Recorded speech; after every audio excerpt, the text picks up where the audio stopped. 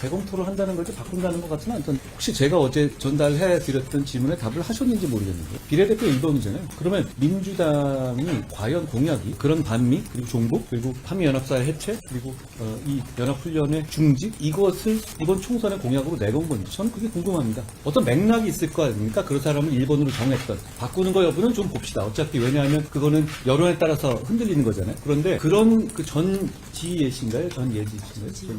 전지혜 그 후보님 같은 경우는 그 생각이 굉장히 명확한 생각이에요. 저는 불법 질서를 넘어서지 않는 이상 어떤 정치인이 그런 생각을 가질 수 있다고 생각합니다. 그런 생각을 가지면 국민의 선택을 받기가 어렵겠죠. 그런데 그런 분을 제1당의 비례 1번으로서 주류로서 신원 보증해서 국민에게 제1번으로 메뉴로서 드리는 것, 1번 목록으로 드리는 것, 대표 선수를 올리는 것, 이건 다른 얘기입니다. 그건 그분의 정책을 민주당이 공감하고 밀어주겠다는 뜻일 수밖에 없거든요. 그 점에 대해서 답을 해야 한다고 생각해요. 그분을 걸렸으니까 문제될 것 같으니까 뺀다 안 뺐다 이 문제가 아니라 이 문제에 관한 정책적인 답을 서로 해야 된다고 생각합니다. 저는 한미연합사가 먼저 말씀드립니다. 한미연합사가 유지되어야 하고 그리고 이 연합훈련이 지금 같은 한보 상황에서 반드시 필요하다고 생각합니다. 저는 우리나라가 여기까지 오게 된 몇 가지 장면 중에서 제가 늘 말하는 토지개혁과 한미상호 방호조약이 대단히 중요한 발전의 근간이었다고 생각하거든요. 그런데 민주당은 그렇게 생각하지 않는 것 같아요. 말이 아니라 행동으로 보여주는 것인데 비례 1번으로 주한미군 철수 같은 그리고 한미상호 사실상 이 방위 체계 자체를 없애야 한다라는 생각을 공개적으로 주장해온 분을 1번으로 제시했잖아요.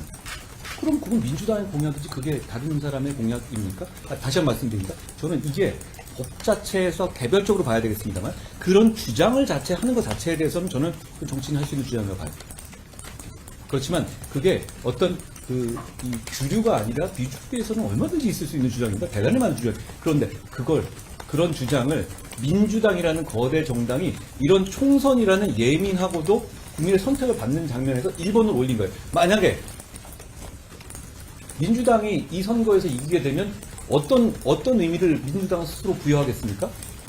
대한민국 국민들께서 사실상 주한미군 철수나 한미연합사를 폐지하는 것을 허락해 주신 것이다. 이렇게 해석하지 않겠어요?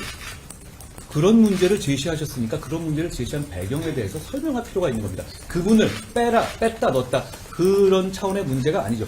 그런데 왜냐하면 그분 말고도 많잖아요. 지금 현재 울산 등등에서 서로 선거 연합을 해서 지역구를 내주겠다고 하는 분들도 그런 성향들 아닌가요? 그 당에 서 있었던, 그 당에 처음에 그 위성정당 만들 때 서 있었던 분들 상당수 그런 분들 아닌가요?